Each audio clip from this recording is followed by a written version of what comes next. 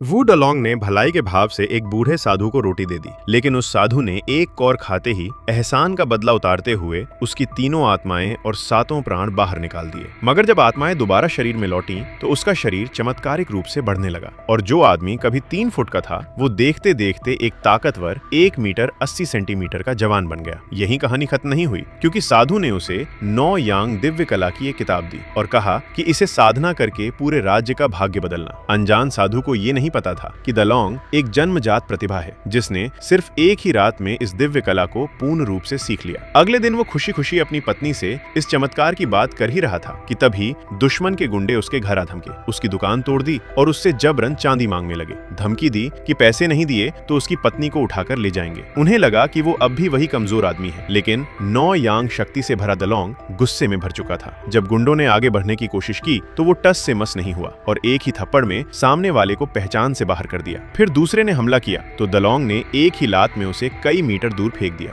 देखते ही देखते सारे गुंडे जमीन पर पड़े कराह रहे थे। वो उन्हें खत्म करने ही वाला था कि तभी मुख्य खलनायक वहां आ पहुंचा और माहौल पलट गया। ऊपर खिड़की से गिरती लकड़ी ने अनजाने में एक बड़ी अनहोनी को टाल दिया, लेकिन दुश्मन की नजर अब उसकी पत्नी पर टिक चुकी थी। बाद में दलोंग को पता चलता है कि जिन लोगों से उसका सामना हुआ वे एक बड़े आपराधिक जाल से जुड़े हैं। वो समझदारी से उन्हें अपने साथ जोड़कर काम पर लगाता है और मिलकर व्यापार शुरू करने की योजना बनाता है, लेकिन दूसरी ओर साजिशें रची जा रही थीं।